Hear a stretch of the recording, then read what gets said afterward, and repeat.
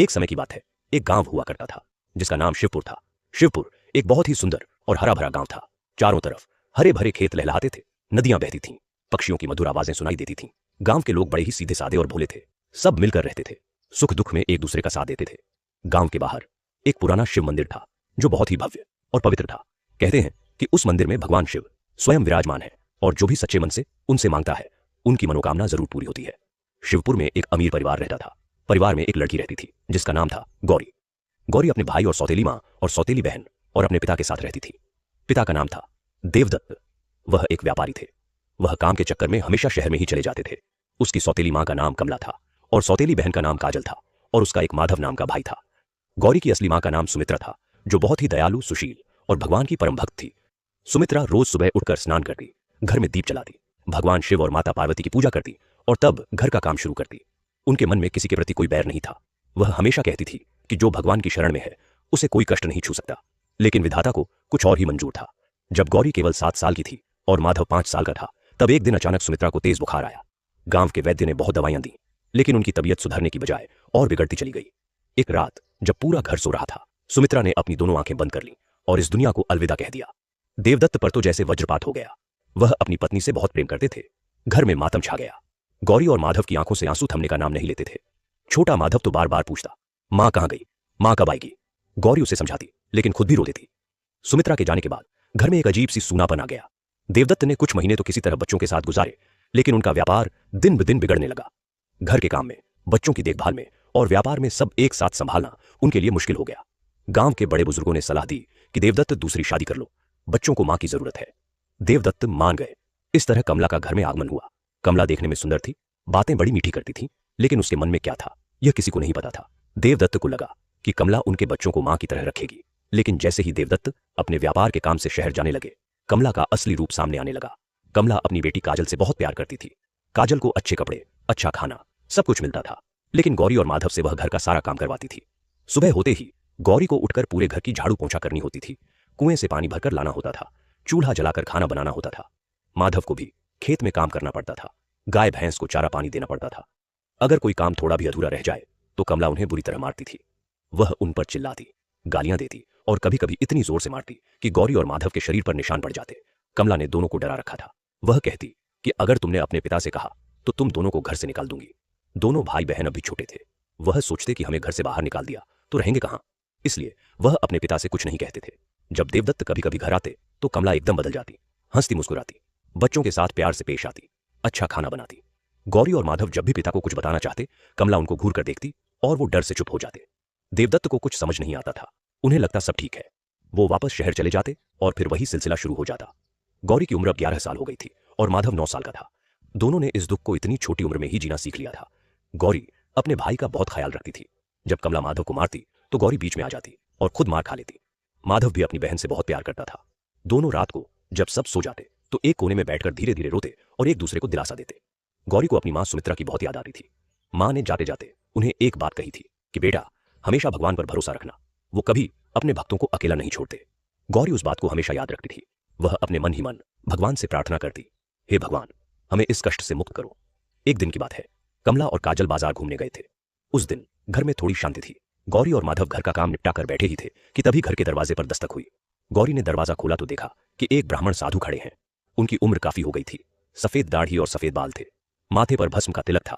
गले में रुद्राक्ष की माला थी और हाथ में एक पुराना थैला था। उनकी आंखें बड़ी शांत और गहरी थीं, जैसे उनमें अनंत का ज्ञान हो। साधु ने मधुर आवाज में कहा, हे पुत्री, भिक्षा दो। गौरी और माधव ने साधु के पैर छुए और घर में जो कुछ था वह लेकर आए।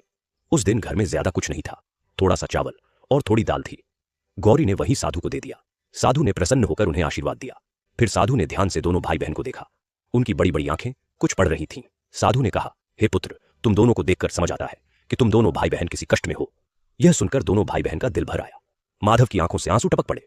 गौरी ने रोते रोते सारी बात साधु को बताई, कैसे उनकी मां गुजर गई, कैसे सौतेली मां आई, कैसे वह दोनों से काम करवाती है, मारती पीटती है और डराती है कि पिता से बताया तो घर से निकाल दूंगी। साधु ने सब सुना। उनकी आंखें नम हो गईं, लेकिन उनके चेहरे पर एक शांत मुस्कान भी थी। साधु ने कहा, पुत्री, इसका उपाय है मेरे पास। साधु ने अपने थैले में से भगवान शिव और माता पार्वती की छोटी छोटी किंतु बड़ी सुंदर मूर्तियां निकाली। मूर्तियां पत्थर की बनी थीं, लेकिन उन पर इतनी बारीक नक्काशी थी कि देखते ही मन प्रसन्न हो जाए। भगवान शिव की मूर्ति में उन्होंने त्रिशूल उठाए, जटाओं में गंगा को धारण किए, गले में सर्प की माला पहने दिखाया था। माता पार्वती की मूर्ति में उन्होंने करुणामयी मां का रूप था, चेहरे पर ममता की झलक थी। साधु ने वो मूर्तियां दोनों भाई बहन को दे दी और बोले, इसे संभाल के रखना। भगवान शिव और माता पार्वती की रोज पूजा करना, सोमवार को व्रत करना और अपनी सारी मुसीबत उन्हें बताना। भगवान शिव और माता पार्वती तुम दोनों के कष्ट हर लेंगे। गौरी और माधव ने साधु की बात मन में गांठ बांध ली। साधु ने दोनों के सिर पर हाथ रखा और आशीर्वाद दिया, जाओ पुत्र, भगवान तुम्हारे साथ हैं। वहां से साधु चला गया। उस दिन से गौरी और माधव ने भगवान शिव और माता पार्वती की पूजा शुरू कर दी। वे मूर्तियों को घर के एक कोने में एक छोटी सी चौकी पर रख देते। जब कमला सोती या बाहर जाती तभी दोनों पूजा करते। गौरी भगवान के सामने हाथ जोड़कर बैठती और मन ही मन सब कुछ कहती, हे भगवान शिव, हे माता पार्वती, हम दोनों बहुत कष्ट में हैं। हमारी मां नहीं है, पिताजी दूर हैं, सौतेली मां हमें बहुत तकलीफ देती है। आप ही हमारे सहारे हो, आप ही हमारी रक्षा करो। कभी कभी पूजा करते करते गौरी की आंखों से आंसू बहने लगते और अजीब बात यह होती कि पूजा के बाद उसे एक अजीब सी शांति मिलती, जैसे कोई अदृश्य हाथ उसके सिर पर रख रहा हो। माधव भी पूजा करता और कहता, भगवान मेरी बहन को कोई मत मारे। कुछ दिन बाद वह साधु फिर वापस आया। वह देखना चाहता था कि दोनों भाई बहन पूजा करते हैं या नहीं। वह आया और घर के गेट को खटखटाने लगा। उस दिन कमला घर पर ही थी। कमला ने दरवाजा खोला और साधु को देखते ही उसका चेहरा तमतमा गया। कमला को साधु संतों से बहुत चिढ़ थी। उसे लगता था ये लोग बिना मेहनत किए भीख मांगते हैं। कमला ने साधु को धक्का दिया और बोली, यहां कुछ नहीं मिलेगा, भागो यहां से। साधु ने शांति से कहा, माता मैं बस दोनों बच्चों को देखने आया था। लेकिन कमला और भड़क गई। उसने साधु को गालियां दी, धक्के मारे और घर के बाहर निकाल दिया। साधु चुपचाप चले गए। जाते जाते उन्होंने एक बार पीछे मुड़कर देखा और मुस्कुराए। उनकी आंखों में एक अजीब सा भाव था, जैसे वो जानते हों कि आगे क्या होगा। गौरी ने खिड़की से यह सब देखा। उसका दिल दुखा। वह मन में बोली, हे भगवान, इस साधु बाबा को माफ करना जो हमारे घर से इस तरह गए। यह गलती हमारी नहीं है। दिन बीतते गए। गौरी और माधव रोज पूजा करते रहे। सोमवार को वे व्रत रखते, खाना नहीं खाते, बस भगवान का नाम लेते और उनकी आराधना करते। कमला को जब यह पता चला तो उसने और ज्यादा काम बढ़ा दिया। बोली, व्रत करने से पेट नहीं भरता, काम करो। लेकिन गौरी और माधव नहीं रुके। उनका विश्वास और गहरा होता जा रहा था। एक रात गौरी को सपना आया। उस सपने में भगवान शिव और माता पार्वती दोनों खड़े थे। भगवान शिव ने गौरी के सिर पर हाथ रखा और कहा, पुत्री धैर्य रखो, तुम्हारी परीक्षा हो रही है। जो कष्ट सहता है और भगवान पर भरोसा रखता है उसे मैं कभी अकेला नहीं छोड़ता। माता पार्वती ने भी मुस्कुराकर कहा, बेटी हम तुम्हारे साथ हैं। गौरी की आंखें खुली तो उसके गालों पर आंसू थे, लेकिन मन में अपार शांति थी। उसने माधव को जगाया और सपना बताया। माधव की आंखें चमक उठीं। उसने कहा, दीदी भगवान हमें देख रहे हैं, हमें डरना नहीं चाहिए। उसी दिन से दोनों के मन में एक नई ताकत आ गई। कमला की मार और डांट से वे उतने नहीं टूटते जितना पहले टूटते थे। उनके अंदर एक आंतरिक शक्ति जाग गई थी। गांव में एक बुजुर्ग औरत रहती थी जिनका नाम सावित्री दादी था। वह बहुत ही नेक और भगवान की भक्त थीं। गौरी कभी कभी उनके पास जाती थी। एक दिन गौरी ने सावित्री दादी को सब कुछ बताया। दादी ने ध्यान से सुना। फिर उन्होंने गौरी को गले से लगाया और कहा, बेटी तुमने बहुत अच्छा किया जो भगवान की शरण ली। भगवान शिव बड़े दयालु हैं, जो उनका नाम लेता है उसकी रक्षा वो जरूर करते हैं। दादी ने गौरी को शिव पुराण की कुछ कथाएं सुनाई। शिव पार्वती के विवाह की कथा, सती की कथा, पार्वती की तपस्या की कथा। गौरी बड़ी तन्मयता से सुनती। उसके मन में भक्ति और गहरी होती जाती। सावित्री दादी ने एक बात और कही, बेटी जो सच्चे मन से व्रत करता है और भगवान की भक्ति करता है उसके जीवन में भगवान जरूर आते हैं, किसी न किसी रूप में। तुम डरो मत। इधर कमला का अत्याचार बढ़ता जा रहा था। एक बार तो उसने गौरी को इतना मारा कि गौरी के हाथ पर नीला निशान पड़ गया। गौरी रोती रही लेकिन चुप रही। माधव से यह सहा नहीं गया। उसने गुस्से में कहा, माँ जी आप ऐसा क्यों करती हो, हमने क्या गलत किया। कमला और भड़क गई और माधव को भी मारा। उस रात दोनों भाई बहन बहुत रोए। गौरी ने भगवान की मूर्ति उठाई और छाती से लगा ली। उसने कहा, भगवान अब तुम ही बताओ हम क्या करें। उसी रात भगवान फिर सपने में आए। इस बार माधव को भी सपना आया। भगवान शिव ने कहा, पुत्रों अगले सोमवार को मंदिर जाओ, वहां पूरे दिन पूजा करो, मेरा अभिषेक करो, मेरी कथा सुनो, मैं तुम्हारी सुनूंगा। अगले सोमवार की तैयारी शुरू हो गई। गौरी ने तय किया कि वह मंदिर जाएगी। कमला को बताए बिना जाना संभव नहीं था, लेकिन उसने हिम्मत की। सोमवार की सुबह गौरी ने कमला से कहा, माँ जी आज सोमवार है, हम मंदिर जाना चाहते हैं। कमला ने तुरंत मना कर दिया। बोली, मंदिर जाने की जरूरत नहीं, पहले काम करो। गौरी ने हिम्मत करके कहा, माँ जी सारा काम करके जाएंगे। कमला ने उसे घुड़की दी, लेकिन इस बार गौरी नहीं मानी। उसने सारा काम पहले ही निपटा दिया और माधव के साथ मंदिर की ओर चल दी। कमला पीछे से चिल्लाती रही, लेकिन दोनों चले गए। मंदिर पहुंचकर दोनों ने भगवान शिव के दर्शन किए। मंदिर में एक पुजारी थे जिनका नाम पंडित रामशंकर था। वह बड़े विद्वान और भक्त थे। उन्होंने दोनों बच्चों को देखा और बड़े प्यार से पास बुलाया। गौरी और माधव ने पंडित जी के पैर छुए। पंडित जी ने कहा, बेटा क्या लेकर आए हो भगवान के लिए। गौरी ने कहा, पंडित जी हमारे पास ज्यादा कुछ नहीं है, बस थोड़ा बेलपत्र लाए हैं और थोड़े से चावल। पंडित जी ने मुस्कुराकर कहा, भगवान शिव को बेलपत्र बहुत प्रिय है बेटा, और उन्हें दूध धन सोना नहीं चाहिए, उन्हें सच्ची भक्ति चाहिए। तुम बड़े भाग्यशाली हो जो इतनी छोटी उम्र में यहां आए। पंडित जी ने दोनों को शिव की पूजा विधि बताई, कैसे अभिषेक करते हैं, कैसे बेलपत्र चढ़ाते हैं, कैसे धूप दीप जलाते हैं। गौरी और माधव ने बड़े प्रेम और भक्ति से पूजा की। गौरी की आंखें पूजा करते करते भर आईं। उसने भगवान शिव के सामने अपना दिल खोल दिया। हे भोलेनाथ, हे महादेव, तुम तो सबके रक्षक हो। तुम ही ने सृष्टि बनाई, तुम ही उसे चलाते हो। मैं तुम्हारी एक छोटी सी बच्ची हूं जो बहुत कष्ट में है। मेरी मां नहीं रही, पिताजी दूर हैं, हम दोनों भाई बहन बहुत अकेले हैं। तुम्हारे सिवा कोई नहीं है, तुम हमारी मदद करो। पूजा के बाद पंडित जी ने प्रसाद दिया। गौरी और माधव ने भगवान का प्रसाद ग्रहण किया। उस दिन पहली बार उन्हें एक गहरी तृप्ति मिली, जैसे भूखे को खाना मिला हो। घर लौटकर कमला ने बहुत डांटा, मारा भी, लेकिन उस दिन दोनों ने बहुत कुछ अलग महसूस किया। कमला की मार उन्हें उतनी नहीं लगी क्योंकि उनके मन में भगवान का नाम था। यह सिलसिला चलता रहा। हर सोमवार दोनों मंदिर जाते, पूजा करते, व्रत रखते। पंडित रामशंकर जी उन्हें भगवान की कथाएं सुनाते। धीरे धीरे मंदिर के और भक्त भी उन्हें जानने लगे। सब उनकी भक्ति देखकर प्रभावित होते। एक दिन एक बड़ी अच्छी बात हुई। देवदत्त शहर से घर आए। इस बार वह कुछ ज्यादा दिन रुकने वाले थे क्योंकि उनका एक बड़ा व्यापार बंद हो गया था और वह यहां आकर नया काम शुरू करना चाहते थे। देवदत्त घर आए तो उन्होंने गौरी और माधव को देखा। वह चौंक गए। उनके बच्चे इतने कमजोर और दुबले क्यों हो गए? उनकी आंखों में एक उदासी और थकान थी जो किसी बच्चे की आंखों में नहीं होनी चाहिए। देवदत्त का दिल भारी हो गया। उन्होंने पूछा, बेटा क्या हुआ, तुम ठीक हो? गौरी और माधव ने कमला की तरफ देखा। कमला उन्हें घूर रही थी। दोनों ने कहा, हाँ पिताजी, सब ठीक है। लेकिन देवदत्त समझदार थे, उन्हें कुछ तो गड़बड़ लग रहा था। उन्होंने अकेले में गौरी से पूछा, बेटी सच बताओ। गौरी की आंखें भर आईं। वह बोलना चाहती थी लेकिन डर था। देवदत्त ने उसका हाथ पकड़ा और कहा, बेटी मैं तुम्हारा पिता हूं, तुम मुझसे डरो मत, मैं तुम्हारी मदद करूंगा। गौरी ने रोते रोते सब कुछ बता दिया। कैसे कमला उन्हें मारती है, कैसे खाना नहीं देती, कैसे सारा काम करवाती है और काजल को बैठाकर खिलाती है। देवदत्त सुनते गए और उनका चेहरा लाल होता गया। उनकी आंखें नम हो गईं। उन्हें बड़ा पछतावा हुआ कि वो इतने दिनों से बाहर थे और उनके बच्चे इस हाल में थे। देवदत्त ने कमला को बुलाया और कड़े शब्दों में पूछा। पहले तो कमला ने मुकरने की कोशिश की, रोई, नाटक किया, कहा कि बच्चे झूठ बोल रहे हैं। लेकिन देवदत्त अब ठीक से देख रहे थे। उन्होंने गौरी के हाथ पर निशान देखे, माधव की पीठ पर निशान देखे। अब कमला का झूठ टिक नहीं सका। देवदत्त ने कमला से कहा कि आज के बाद अगर मेरे बच्चों पर हाथ उठाया तो परिणाम बहुत बुरा होगा। कमला चुप हो गई, लेकिन यह चुप्पी ज्यादा देर नहीं रही। देवदत्त तो व्यापार के काम में व्यस्त हो गए और कमला फिर से अपनी आदतों पर आ गई। हाँ, अब वो थोड़ी सावधान जरूर रहती थी, खुले में नहीं मारती थी, लेकिन दोनों का जीवन फिर भी मुश्किल था। इधर गौरी और माधव की भक्ति और गहरी होती जा रही थी। गौरी ने पंडित जी से शिव पुराण की कथाएं सुनकर बहुत कुछ सीखा था। उसे पता चला था कि भगवान शिव भोले हैं, जल्दी प्रसन्न होते हैं। उन्हें महामृत्युंजय मंत्र बहुत प्रिय है। गौरी ने महामृत्युंजय मंत्र याद कर लिया। एयूएम त्र्यंबकम यजामहे सुगंधिम पुष्टिवर्धनम उर्वारुकमिव बंधनान मृत्युर्मुक्षीय मामृतात्। वह यह मंत्र रोज जपती। माधव भी उसके साथ जपता। दोनों ने मिलकर भगवान की भक्ति को अपने जीवन का आधार बना लिया था। एक दिन गांव में एक बड़ा उत्सव हुआ। शिवरात्रि का पर्व था। पूरे गांव में खुशी का माहौल था। मंदिर को फूलों और दीपों से सजाया गया था। पूरी रात जागरण होना था। पंडित रामशंकर जी ने पूरे गांव को आमंत्रित किया था। कमला ने देवदत्त के सामने खुद को बड़ा धार्मिक दिखाने के लिए कहा, हाँ हाँ हम भी जाएंगे मंदिर। रात को पूरा परिवार मंदिर गया। मंदिर में बहुत भीड़ थी। भजन कीर्तन हो रहा था, ढोल मंजीरे बज रहे थे। पूरा वातावरण भक्तिमय था। गौरी और माधव मंदिर में घुसते ही भाव विभोर हो गए। उन्होंने भगवान शिव के दर्शन किए। मंदिर में दूध का अभिषेक हो रहा था। भगवान शिव की मूर्ति के ऊपर से दूध की धारा बह रही थी और नीचे के बर्तन में इकट्ठा हो रही थी। वह दृश्य देखकर गौरी की आंखों से आंसू बहने लगे। उसे लगा जैसे भगवान उसे देख रहे हों। उसने मन ही मन कहा, भगवान यह शिवरात्रि की रात है, आप जरूर हमारी सुनेंगे। रात भर जागरण चला, भजन होते रहे। पंडित जी ने शिव महापुराण की कथा सुनाई। गौरी और माधव पूरी रात जागे और कथा सुनते रहे। सुबह होने पर जब सब लोग घर जाने लगे तो गौरी ने आखिरी बार भगवान को प्रणाम किया और बोली, भगवान आपने आज पूरी रात हमें अपने पास रखा, धन्यवाद। घर आने पर कमला ने गौरी और माधव को काम पर लगा दिया। लेकिन उस दिन दोनों के चेहरे पर एक नूर था, एक शांति थी जो कभी नहीं दिखी थी। देवदत्त ने देखा और उनका मन भी पिघल गया। उन्होंने दोनों बच्चों को गले लगाया और कहा, बेटा तुम दोनों बहुत अच्छे हो, मुझे माफ करना कि मैं तुम्हारे साथ नहीं रह सका। देवदत्त के इन शब्दों ने गौरी और माधव के जख्मों पर मरहम लगाया। वो दिन भुलाया नहीं जाता। महीने बीतते गए। एक दिन एक बड़ी घटना हुई। देवदत्त का एक पुराना मित्र था जिसका नाम विक्रम था। विक्रम एक बड़ा व्यापारी था और बहुत ही सज्जन इंसान था। वह शहर से आया और देवदत्त से मिला। दोनों बातें करते करते घर के अंदर आए। विक्रम की नजर गौरी पर पड़ी। गौरी अपना काम कर रही थी। विक्रम ने देखा कि लड़की बहुत समझदार, मेहनती और शांत स्वभाव की है। उसने देवदत्त से पूछा, यह तुम्हारी बेटी है? हाँ, देवदत्त ने कहा।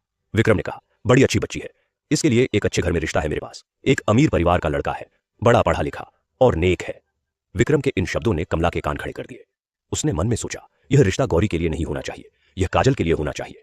कमला ने तुरंत बीच में आकर कहा, हाँ हाँ मेरी बेटी काजल के लिए बात करो। विक्रम थोड़ा असमंजस में पड़ गया। उसने काजल को देखा। काजल देखने में ठीक थी, लेकिन उसके चेहरे पर अहंकार और मक्कारी साफ दिखती थी। देवदत्त ने कहा, पहले गौरी की उम्र है, पहले उसकी बात होनी चाहिए। कमला ने मुंह बना लिया लेकिन चुप हो गई। विक्रम ने गौरी से थोड़ी बात की। गौरी ने बड़े विनम्र और शांत भाव से जवाब दिया। विक्रम प्रभावित हो गया। वह बोला, देवदत्त, यह लड़की बहुत अच्छी है, मैं इसके लिए जरूर कोशिश करूंगा। विक्रम के जाने के बाद कमला ने देवदत्त को बहुत समझाने की कोशिश की कि पहले काजल का रिश्ता होना चाहिए, लेकिन देवदत्त ने कहा, कमला, परंपरा यही कहती है कि बड़े की पहले शादी होती है। गौरी बड़ी है, इसलिए पहले उसकी बात होगी। कमला अंदर से जल गई। उसने गौरी से और ज्यादा काम लेना शुरू कर दिया और ज्यादा परेशान करने लगी। उसने सोचा कि किसी तरह गौरी को बीमार कर दे या उसकी छवि खराब कर दे ताकि यह रिश्ता न हो। एक दिन कमला ने एक चाल चली। उसने गांव में यह अफवाह फैला दी कि गौरी बहुत बीमार रहती है और उसे कोई अजीब बीमारी है। यह बात विक्रम के कानों तक भी पहुंची, लेकिन विक्रम ने खुद आकर देवदत्त से बात की। उसने गौरी को देखा। उसने पाया कि गौरी बिल्कुल स्वस्थ है। विक्रम ने देवदत्त को कमला की चाल के बारे में बता दिया। देवदत्त बहुत दुखी हुए। उन्होंने कमला से इस बारे में बात की। कमला ने फिर नाटक किया, रोई, कहा कि मैंने ऐसा नहीं किया, किसी ने मेरा नाम लिया होगा। देवदत्त को पूरा यकीन हो गया कि कमला ने ही यह किया है। उस रात उन्होंने कमला से साफ कहा, कमला, तुमने मेरे बच्चों के साथ जो किया वो मैं माफ नहीं करूंगा, लेकिन अभी मैं कोई बड़ा कदम नहीं उठाऊंगा। पर याद रखो, अगर दोबारा मेरे बच्चों को तकलीफ दी तो इस घर में तुम्हारी जगह नहीं होगी। कमला डर गई। उसने अपनी चालें कम कर दी, लेकिन उसके मन में गौरी के प्रति नफरत कम नहीं हुई। गौरी और माधव की भक्ति अब और गहरी हो गई थी। पंडित रामशंकर जी ने एक दिन गौरी को एक छोटी सी पुस्तक दी जिसमें शिव चालीसा, शिव आरती और शिव कवच लिखा था। गौरी ने वह पुस्तक बड़े आदर से ग्रहण की। उसने उसे कपड़े में लपेट कर रखा। रोज सुबह वह उस पुस्तक को पढ़ती। शिव चालीसा पढ़ते पढ़ते उसे पूरी याद हो गई। जय गणेश गिरजा सुमन, मंगल मूल सुजान, कहत अयोध्या दास तुम, देहु अभय वरदान, जय गिरजापति दीन दयाला, सदा करत संतन प्रतिपाला। इन शब्दों को गुनगुनाते हुए गौरी काम करती तो उसका मन हल्का रहता। एक दिन एक और बड़ी घटना हुई। गांव में एक बड़े साधु महाराज पधारे। उनका नाम स्वामी ब्रह्मानंद था। वह बहुत बड़े संत थे, कई आश्रमों के प्रमुख थे। उनकी ख्याति दूर दूर तक थी। जब वह किसी गांव में आते तो पूरा गांव उनके दर्शन के लिए उमड़ पड़ता। शिवपुर में भी उनके आगमन पर बड़ा स्वागत हुआ। मंदिर के प्रांगण में उनका आसन लगाया गया। स्वामी जी ने भक्तों को आशीर्वाद दिया। फिर उन्होंने सत्संग किया, भगवान शिव की महिमा बताई, भक्ति का महत्व बताया, जीवन में धर्म का पालन करने की शिक्षा दी। गौरी और माधव भी वहां थे। स्वामी जी की बातें सुनकर दोनों मंत्रमुग्ध हो गए। सत्संग के बाद भक्त एक एक करके स्वामी जी के पास आशीर्वाद लेने आए। जब गौरी की बारी आई तो स्वामी जी ने उसे ध्यान से देखा। स्वामी जी की आंखें बंद हो गईं, जैसे वो कुछ देख रहे हों। फिर उन्होंने आंखें खोली और गौरी के सिर पर हाथ रखकर कहा, पुत्री, तुम्हारे अंदर बड़ी भक्ति है। भगवान शिव तुम पर बहुत प्रसन्न है। तुम्हारे कष्ट के दिन अब खत्म होने वाले हैं। जल्द ही तुम्हारे जीवन में बड़ा परिवर्तन आएगा। यह सुनकर गौरी की आंखों में आंसू आ गए। उसने स्वामी जी के चरण स्पर्श किए। माधव को भी स्वामी जी ने आशीर्वाद दिया और कहा, पुत्र, तुम्हारी बहन के साथ रहो, एक दूसरे का साथ दो, भगवान तुम दोनों की रक्षा करेंगे। उस दिन के बाद गौरी और माधव का भरोसा और मजबूत हो गया। उन्हें लगा कि सच में भगवान उनकी बात सुन रहे हैं। इधर देवदत्त ने अपना नया व्यापार शुरू किया। विक्रम ने उनकी मदद की। व्यापार धीरे धीरे चलने लगा। देवदत्त अब घर पर ज्यादा रहने लगे। उनकी मौजूदगी में कमला का अत्याचार काफी कम हो गया था। गौरी को अब थोड़ी राहत मिलने लगी। वह पहले से ज्यादा समय पूजा में लगा पाती थी। एक शाम देवदत्त ने गौरी को बुलाया और कहा, बेटी, विक्रम के मित्र का बेटा रजत एक अच्छा लड़का है। वह पढ़ा लिखा है, उसका अपना व्यापार है, उसका परिवार बहुत अच्छा है। मैं तुम्हारी शादी उससे करना चाहता हूं। गौरी ने पिता की बात सुनी। उसके मन में न जाने क्या क्या विचार आए। वह बोली, पिताजी, जो आप उचित समझे। मेरी मां कहती थी कि भगवान जो करते हैं अच्छे के लिए करते हैं। देवदत्त की आंखें भर आईं। उन्होंने कहा, बेटी, तुम बहुत समझदार और अच्छी लड़की हो। तुम्हारी मां को देखो तुम में। गौरी ने पिता के पैर छुए। रात को वह भगवान के सामने बैठी और बोली, भगवान, आप जो चाहते हैं वही होगा। मेरा जीवन आपके हाथ में है। रजत से मिलने का प्रस्ताव आया। एक दिन रजत का परिवार शिवपुर आया। रजत देखने में अच्छा था, व्यवहार में विनम्र था। वह गौरी से मिला। दोनों ने एक दूसरे को देखा। गौरी को रजत ठीक लगा। रजत भी गौरी से बहुत प्रभावित हुआ। उसने अपने माता पिता को कहा, यह लड़की बहुत अच्छी है, मुझे पसंद है। रिश्ता तय हो गया। कमला यह सब देखकर जल रही थी। उसने काजल को रोते देखा। काजल ने कहा, मां, रजत बहुत अच्छा है, वो मेरे लिए क्यों नहीं आया? कमला ने कहा, चिंता मत कर, मैं तेरे लिए इससे भी अच्छा रिश्ता लाऊंगी। लेकिन मन ही मन कमला जानती थी कि काजल का स्वभाव ऐसा है कि जल्दी कोई पसंद नहीं करेगा। गौरी की सगाई हो गई। शादी की तैयारियां होने लगीं। शादी से पहले गौरी रोज मंदिर जाती। भगवान शिव से प्रार्थना करती कि उसका नया जीवन अच्छा हो, रजत अच्छा हो, उसका परिवार अच्छा हो। शादी के दिन पूरे गांव में खुशी थी। देवदत्त ने बड़ी धूमधाम से शादी की। गौरी की विदाई के समय देवदत्त बहुत रोए। माधव भी रोया। दोनों भाई बहन ने एक दूसरे को गले लगाया। गौरी ने माधव के कान में कहा, भाई, भगवान की पूजा कभी मत छोड़ना। जब तक भगवान है हम ठीक हैं। माधव ने रोते हुए कहा, दीदी, तुम भी ठीक रहना। गौरी ससुराल पहुंची। रजत का घर बड़ा और सुंदर था। रजत की मां बहुत अच्छी थी, ममतामयी और धार्मिक। उन्होंने गौरी को बेटी की तरह अपनाया। रजत भी बहुत प्यार करता था गौरी से। गौरी का नया जीवन शुरू हुआ। उसने ससुराल में भी भगवान शिव और माता पार्वती की पूजा जारी रखी। रोज सुबह उठकर स्नान करती, पूजा करती, व्रत रखती। ससुराल के लोग देखते और प्रसन्न होते। रजत की मां कहती, हमारे घर में लक्ष्मी आई है। भगवान की भक्ति में गौरी का जीवन खुशहाल हो गया। वो दिन कितने दूर हो गए थे जब वह कमला के अत्याचार से रोती थी। भगवान शिव ने उसकी सुन ली थी। उधर माधव भी अब बड़ा हो रहा था। उसने भी भगवान की भक्ति जारी रखी। एक दिन स्वामी ब्रह्मानंद फिर उस गांव से गुजरे। उन्होंने माधव को देखा और उसे आशीर्वाद दिया। माधव ने उनसे बहुत सारी बातें सीखी। स्वामी जी ने कहा, बेटा, तुम्हारे जीवन में भी जल्द अच्छा समय आएगा, बस भगवान पर भरोसा रखो। कुछ सालों में माधव की भी शादी हुई, एक अच्छी और सुशील लड़की से। घर में खुशियां आईं। देवदत्त का व्यापार भी अब अच्छा चल रहा था। एक दिन एक बहुत बड़ी घटना हुई। देवदत्त बीमार पड़ गए। बड़ी गंभीर बीमारी थी। डॉक्टरों ने जवाब दे दिया। कमला को लगा अब देवदत्त के जाने के बाद सारी संपत्ति उसकी होगी और गौरी माधव को कुछ नहीं मिलेगा। उसने अपनी चालें चलनी शुरू कर दी। लेकिन गौरी को जब पता चला कि पिताजी बीमार हैं तो वह तुरंत ससुराल से मायके आई। उसने पिता की सेवा शुरू की। माधव भी घर पर रहा। दोनों ने मिलकर भगवान से पिता की सेहत के लिए प्रार्थना की। गौरी ने एक बड़ा व्रत रखा, 17 सोमवार का व्रत। उसने भगवान शिव से कहा, हे भगवान, मेरे पिता को ठीक करो, मैं 17 सोमवार व्रत करूंगी। एक चमत्कार हुआ। देवदत्त की हालत सुधरने लगी। डॉक्टर हैरान थे। जिस बीमारी का कोई इलाज नहीं था वह धीरे धीरे ठीक होने लगी। देवदत्त उठकर बैठने लगे, फिर चलने लगे। सब कहते थे कि यह चमत्कार है। गौरी और माधव जानते थे यह चमत्कार किसका था, भगवान शिव का, माता पार्वती का। देवदत्त पूरी तरह ठीक हो गए। उन्होंने गौरी को गले लगाया और कहा, बेटी, तुम्हारी भक्ति ने मुझे नई जिंदगी दी। गौरी ने कहा, पिताजी, यह सब भगवान की कृपा है। कमला देखती रही। उसका चेहरा उतर गया। वह सोच रही थी कि देवदत्त चले जाएंगे, लेकिन वो तो ठीक हो गए। देवदत्त ने अब घर की सारी व्यवस्था बदली।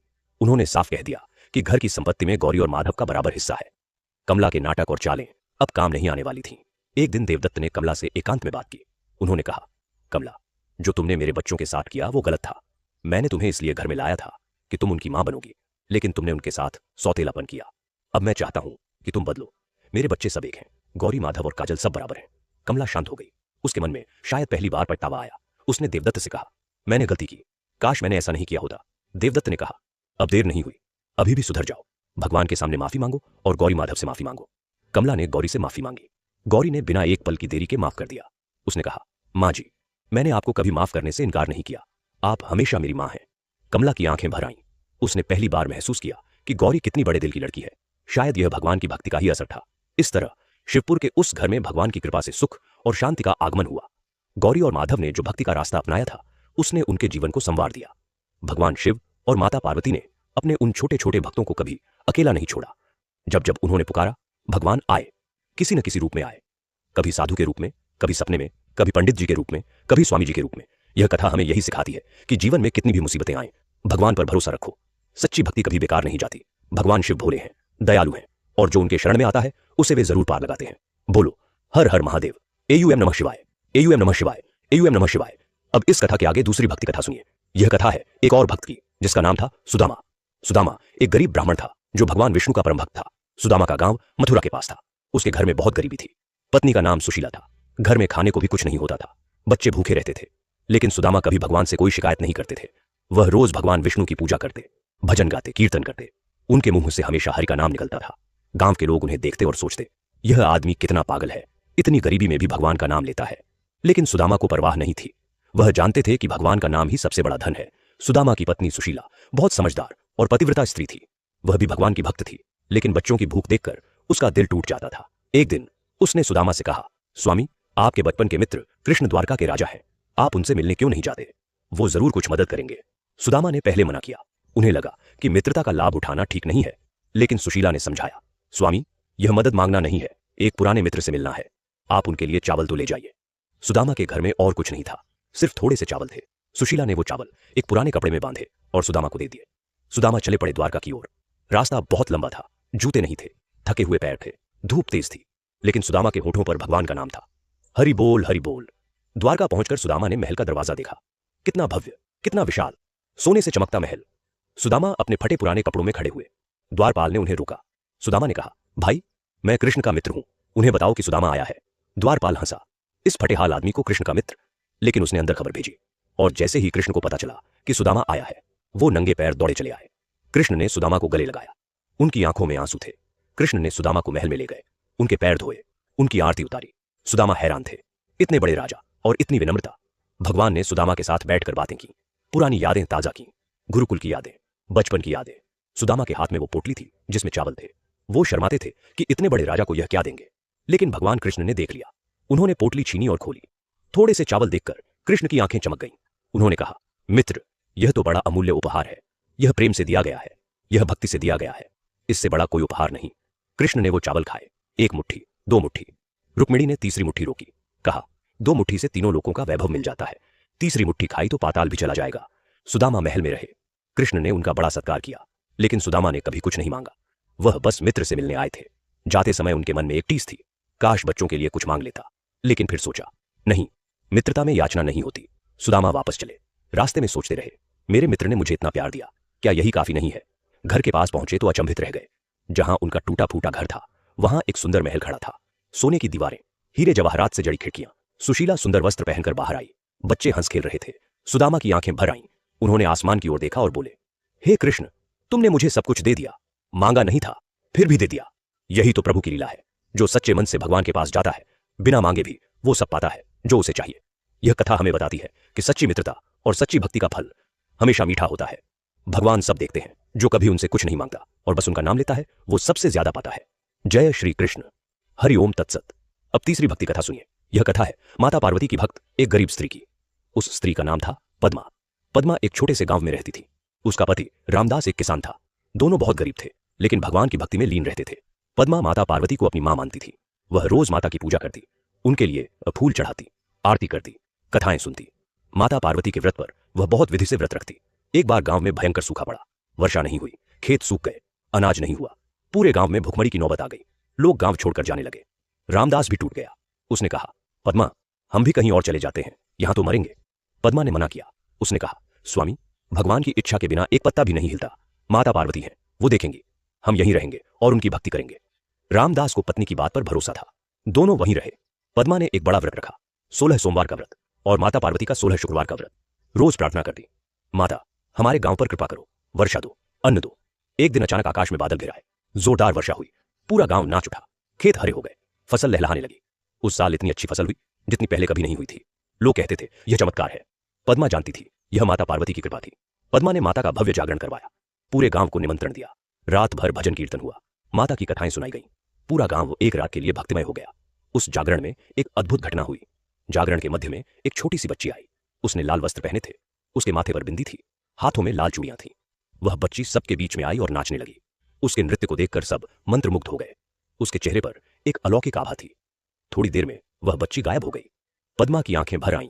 उसे लगा जैसे माता पार्वती स्वयं आई थीं उसके जागरण में। सबने कहा, यह चमत्कार है। वह बच्ची कोई साधारण बच्ची नहीं थी। उस दिन के बाद पद्मा और रामदास का जीवन बदल गया। उनका घर समृद्ध हो गया। गांव में उनकी बड़ी इज्जत हुई। लोग पद्मा के पास आते और कहते, दीदी, हमें भी व्रत की विधि बताओ, हम भी माता की भक्ति करना चाहते हैं। पद्मा खुशी से बताती। वह कहती, माता पार्वती बहुत दयालु हैं, वो अपने भक्तों को कभी खाली हाथ नहीं भेजती। बस मन में सच्चा विश्वास होना चाहिए। यह तीसरी कथा भी हमें वही सीख देती है जो पहली और दूसरी कथा दी थी। भगवान पर भरोसा रखो। कठिन से कठिन समय में भी भक्ति मत छोड़ो। जो सच्चे दिल से भगवान को पुकारता है, भगवान जरूर आते हैं। चाहे साधु के रूप में आए, चाहे सपने में आए, चाहे वर्षा बनकर आए, चाहे एक नन्ही बच्ची बनकर आए, भगवान आते जरूर हैं। इसीलिए कहते हैं, जब जब होई धर्म की हानि बाढ़ी असुर अधम अभिमानी, तब तब प्रभु धरि विविध शरीरा हरिं कृपानिधि सज्जन पीरा। जय माता दी, जय माता पार्वती। एवं नमः शिवाय। हर हर महादेव। जय श्री राम, जय श्री कृष्ण। भगवान की इस लीला को जो सुनता है, जो पढ़ता है, जो दूसरों को सुनाता है, उसके घर में सुख और शांति आती है। भगवान उसके जीवन में आते हैं और उसके सारे कष्ट हर लेते हैं। यही भक्ति का फल है और यही भगवान का वचन है। यह कथा यही समाप्त होता है। दूसरा कथा जो आपके जीवन को बदल देगा, एक समय की बात है। उत्तर भारत के एक छोटे से गांव में, जिसका नाम था केदारपुर, वहां एक बेहद गरीब परिवार रहता था। उस परिवार का मुखिया था शंकरलाल, जो एक साधारण किसान था। शंकरलाल की पत्नी का नाम था सावित्री, जो बड़ी ही सुशील, धर्मपरायण और भगवान शिव की परम भक्त थी। उनके 3 बच्चे थे। सबसे बड़ा बेटा था विशाल, जो 15 साल का था। उससे छोटी बेटी थी मीरा, जो 13 साल की थी। और सबसे छोटा बेटा था कन्हैया, जो केवल 8 साल का था। परिवार बहुत गरीब था, लेकिन आपस में बड़ा प्रेम था। शंकरलाल अपने खेत में दिन रात मेहनत करते थे। सावित्री घर संभालती थी और भगवान शिव की पूजा करती थी। घर में एक छोटा सा मंदिर था, जहां भगवान शिव का शिवलिंग स्थापित था। सावित्री रोज सुबह उठकर स्नान करती, ताजे फूल लाती, बेलपत्र लाती और बड़े प्रेम से भगवान शिव का अभिषेक करती। उनके होठों पर हमेशा ओम नमः शिवाय का जाप रहता था। बच्चों को भी उन्होंने यही सिखाया था। तीनों बच्चे मां के साथ रोज पूजा करते थे। केदारपुर एक शांत और सुंदर गांव था। चारों ओर पहाड़ियां थीं। बीच में एक छोटी सी नदी बहती थी, जिसका नाम था शिवगंगा। गांव के बाहर एक पुराना शिव मंदिर था, जो सैकड़ों साल पुराना था।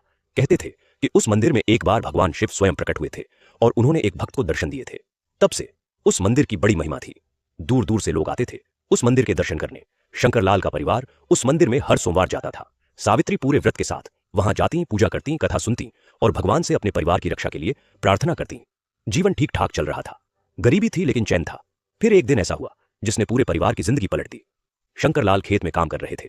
दोपहर की तेज धूप थी। अचानक उनके सीने में जोरदार दर्द उठा। वो वहीं गिर पड़े। खेत में काम करने वाले एक मजदूर ने उन्हें देखा और घर ले आया। सावित्री घबरा गईं। गांव के वैद्य को बुलाया गया। वैद्य ने देखा और उनका चेहरा उतर गया। उन्होंने धीरे से सावित्री को बताया कि शंकरलाल के दिल में कुछ गड़बड़ है और उन्हें शहर के बड़े अस्पताल ले जाना होगा। शहर 30 कोस दूर था। पैसे नहीं थे। सावित्री ने जो थोड़ा बहुत गहना था वो बेचा, पड़ोसियों से उधार लिया और किसी तरह शंकरलाल को शहर ले गई। शहर के डॉक्टरों ने बताया कि शंकरलाल की हालत गंभीर है। उनके दिल का एक हिस्सा काम करना बंद कर रहा है। ऑपरेशन होगा और बहुत पैसा लगेगा। सावित्री के पास इतने पैसे नहीं थे। वो रोई, भगवान से प्रार्थना की और किसी तरह पैसों का इंतजाम करने की कोशिश की, लेकिन इतना बड़ा इंतजाम नहीं हो सका। ऑपरेशन हुआ तो लेकिन आधा अधूरा। डॉक्टरों ने कहा कि शंकरलाल अब पहले जैसे नहीं रह सकते। वो खेत में काम नहीं कर पाएंगे, ज्यादा मेहनत नहीं कर पाएंगे। घर लौटने पर शंकरलाल बिस्तर पर पड़ गए। घर में पैसे नहीं थे। जो उधार लिया था वो वापस करना था। बच्चों की पढ़ाई थी, घर का खर्च था। सावित्री अकेली पड़ गई। उन्होंने हिम्मत नहीं हारी। उन्होंने दूसरों के घरों में काम करना शुरू किया। सुबह से शाम तक मेहनत करती, घर आकर खाना बनाती, बच्चों को संभालती, पति की सेवा करती। थकान से चूर होने के बाद भी रात को भगवान की पूजा जरूर करती। उन्होंने एक पल के लिए भी भगवान का दामन नहीं छोड़ा। विशाल बड़ा था और समझदार था। उसने मां की तकलीफ देखी तो उसका मन पढ़ाई से हट गया। उसने स्कूल जाना बंद कर दिया और गांव में छोटे मोटे काम करने लगा। किसी के खेत में मजदूरी करता, किसी का सामान ढोता। जो भी पैसे मिलते मां को दे देता। मीरा भी घर का काम करती, छोटे कन्हैया का ख्याल रखती। तीनों बच्चे मां की तरह ही मजबूत थे क्योंकि मां ने उन्हें भगवान पर भरोसा रखना सिखाया था। महीने बीते, साल बीते, हालत सुधरने की बजाय और बिगड़ती गई। उधार का बोझ बढ़ता गया। शंकरलाल की सेहत में कोई सुधार नहीं आया। एक दिन एक और मुसीबत आई। जिस जमीन पर उनका घर था वो जमीन एक साहूकार की थी। साहूकार का नाम था धनपत। धनपत बहुत ही लालची और क्रूर आदमी था। उसने कभी शंकरलाल को थोड़ी जमीन दी थी, कम कीमत पर, इस वादे के साथ कि वो धीरे धीरे पूरे पैसे चुकाएंगे। लेकिन अब धनपत को पता चल गया था कि शंकरलाल बीमार हैं और उनके पास पैसे नहीं है। धनपत एक दिन अपने गुंडों के साथ आया और बोला कि जमीन के बचे हुए पैसे अगले 1 महीने में दे दो, नहीं तो जमीन और घर मेरा हो जाएगा। सावित्री ने हाथ जोड़कर विनती की, थोड़ा और समय दो। धनपत ने एक न सुनी, वो चला गया। सावित्री उस रात बहुत रोई, बच्चे भी रोए। शंकरलाल बिस्तर पर लेटे सब देख रहे थे और उनकी आंखें भी नम थीं।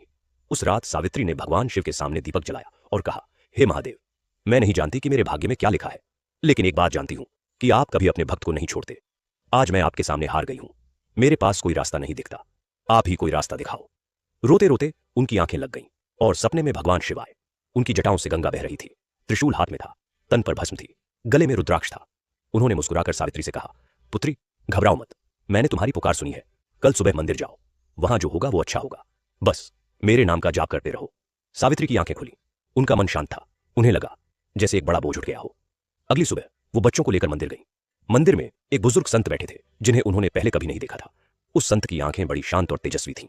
उन्होंने सावित्री को देखकर कहा, आओ पुत्री, मैं तुम्हारा ही इंतजार कर रहा था। सावित्री हैरान हो गई। संत ने कहा, मैं जानता हूं तुम क्या कष्ट में हो। भगवान भोलेनाथ ने मुझे यहां भेजा है। सुनो, इस मंदिर के पीछे एक पुरानी पहाड़ी है।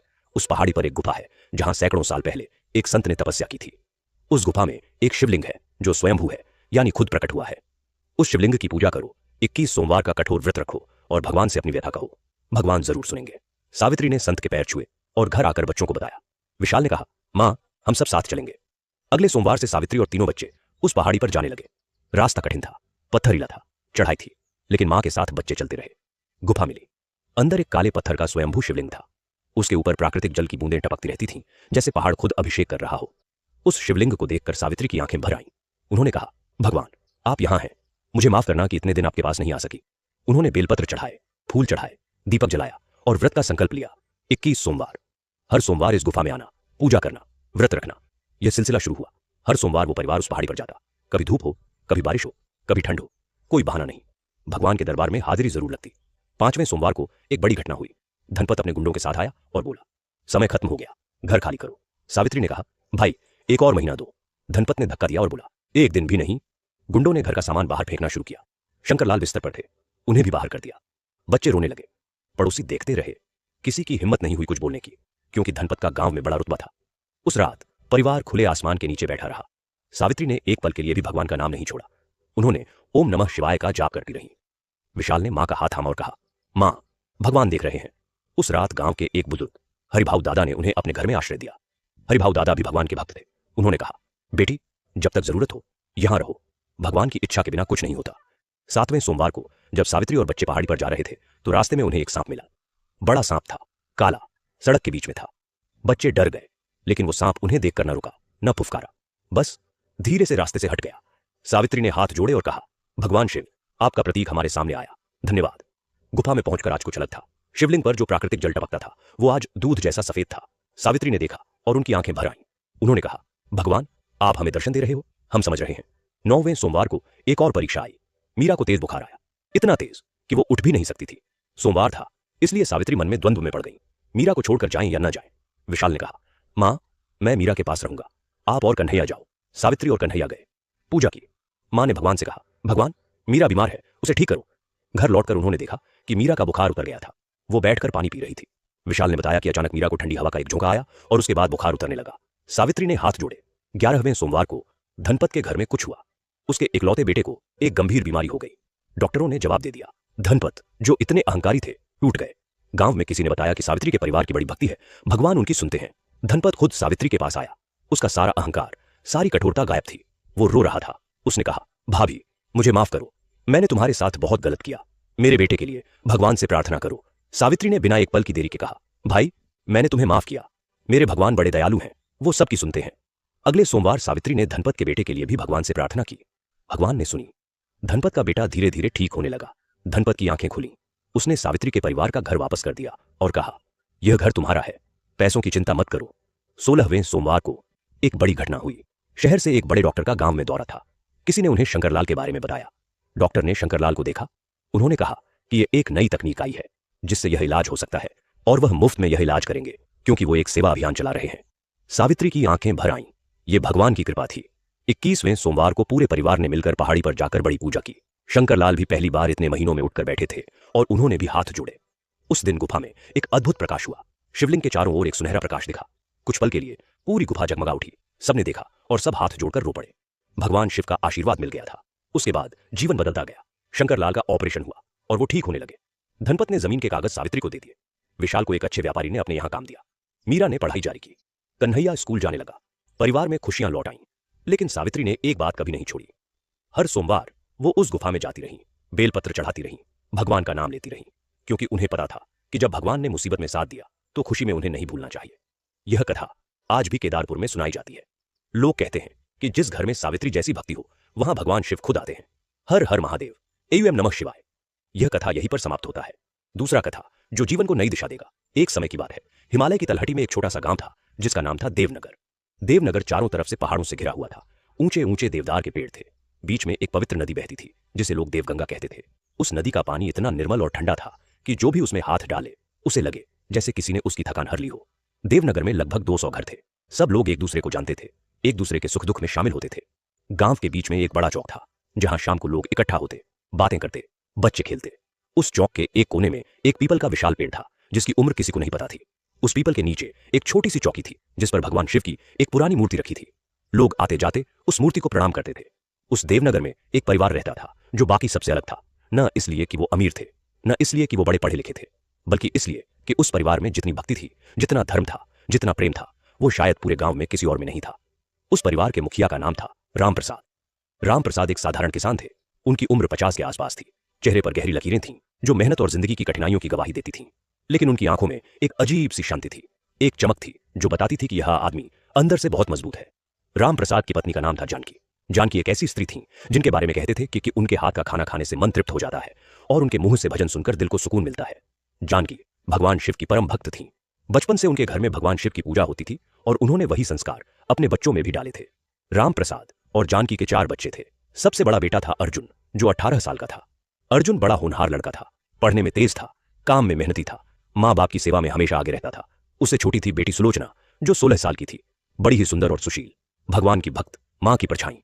सुलोचना के बाद था छोटा बेटा भोला, जो 12 साल का था, शरारती लेकिन मन का अच्छा।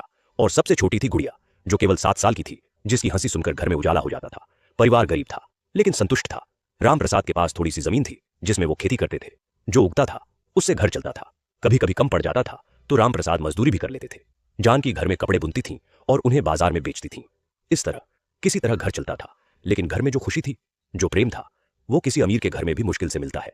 शाम को जब राम प्रसाद खेत से आते तो पूरा परिवार इकट्ठा होता। जानकी भजन गाती, बच्चे साथ देते, राम प्रसाद मुस्कुराते हुए सुनते। यही उनकी दुनिया थी और वो इस दुनिया से खुश थे। देवनगर में एक और परिवार था जो राम प्रसाद के परिवार से बिल्कुल उलट था। उस परिवार का मुखिया था महेश चंद्र, जिसे लोग महेश सेठ कहते थे। महेश सेठ बहुत अमीर था। उसके पास गांव की आधी जमीन थी, एक बड़ी दुकान थी और कई लोग उसके यहां काम करते थे। लेकिन महेश सेठ उतना ही लालची और घमंडी था। वो गरीबों को नीचा दिखाता, उन पर अत्याचार करता, उधार देकर उन्हें फंसाता और फिर उनकी जमीन हड़प लेता। गांव के बहुत से लोग उससे डरते थे और कुछ उससे नफरत करते थे, लेकिन कोई कुछ नहीं कह सकता था क्योंकि महेश सेठ के ऊपर जिले के नेताओं का हाथ था। महेश सेठ को रामप्रसाद से एक खास चिढ़ थी। वो देखता था कि रामप्रसाद के पास कुछ नहीं है, फिर भी वो हमेशा खुश रहता है। उसके बच्चे हंसते रहते हैं, उसकी पत्नी गाती रहती है। और महेश सेठ के पास सब कुछ था, फिर भी उसके घर में कभी हंसी नहीं थी। उसकी पत्नी हमेशा उदास रहती थी, उसके बेटे उससे डरते थे, घर में कोई खुशी नहीं थी। यह बात महेश सेठ को बहुत जलाती थी। उसने रामप्रसाद को परेशान करने के कई तरीके सोचे। पहले उसने रामप्रसाद के खेत में पानी आने का रास्ता बंद कर दिया। रामप्रसाद की फसल सूखने लगी। रामप्रसाद महेश सेठ के पास गए और विनती की। महेश सेठ ने कहा, रास्ता खुलवाना है तो अपनी जमीन का एक टुकड़ा मुझे दे दो। रामप्रसाद ने कहा, सेठ जी, यह जमीन मेरे बाप दादाओं की है, इसे मैं नहीं दे सकता। महेश सेठ हंसा और बोला, तो फिर फसल सूखती रहे। रामप्रसाद घर आए। जानकी ने देखा कि उनके चेहरे पर एक भारीपन है। उन्होंने पूछा, क्या हुआ? रामप्रसाद ने सब बताया। जानकी ने कहा, चिंता मत करो, भगवान शिव हैं, वो देख रहे हैं। हम पूजा करेंगे और भगवान कोई ना कोई रास्ता निकाल देंगे। उस रात पूरे परिवार ने मिलकर भगवान शिव की पूजा की। जानकी ने कहा, हे भगवान भोलेनाथ, हम पर कृपा करो, हमारा रास्ता बंद हो गया है, आप कोई रास्ता खोलो। अगले दिन एक अजीब बात हुई। रात को जोरदार बारिश आई, इतनी बारिश कि पूरे खेत में पानी भर गया। महेश सेठ का रोका हुआ रास्ता कोई मायने नहीं रहा क्योंकि ऊपर से पानी आ गया। रामप्रसाद की फसल बच गई। जानकी ने हाथ जोड़े और कहा, देखा, भगवान ने रास्ता निकाल दिया। बच्चों के चेहरे पर खुशी आ गई। महेश सेठ यह देखकर और जल गया। उसने दूसरी चाल चली। उसने रामप्रसाद पर एक झूठा मुकदमा करवाया। कहा कि रामप्रसाद ने उसकी जमीन पर अवैध कब्जा किया है।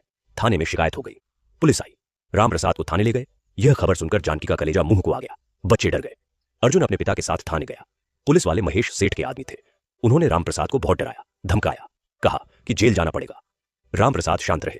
उन्होंने कहा, मैंने कोई गलत काम नहीं किया है, भगवान सब जानते हैं। थाने से निकलने के बाद रामप्रसाद और अर्जुन सीधे मंदिर गए। रामप्रसाद ने भगवान शिव के सामने हाथ जोड़े और कहा, भगवान, मैंने जिंदगी में कभी किसी का बुरा नहीं किया। आप जानते हैं सच क्या है, बस आप न्याय करो। उसी शाम गांव में एक घटना हुई। जिले से एक बड़े अधिकारी का दौरा हुआ। उन्हें किसी ने बता दिया था कि महेश सेठ ने झूठे मुकदमे करवाए हैं। अधिकारी ने जांच करवाई, सच सामने आया। रामप्रसाद बेकसूर थे। महेश सेठ के खिलाफ उल्टा कार्रवाई हुई। गांव के लोगों ने देखा और हैरान रह गए। सब कहने लगे, यह रामप्रसाद के भगवान का चमत्कार है। लेकिन महेश सेठ तब भी नहीं माना। उसने अब और बड़ी चाल चली। उसने अर्जुन को बर्बाद करने की सोची। अर्जुन उस समय अपनी पढ़ाई पूरी करके एक सरकारी नौकरी के लिए कोशिश कर रहा था।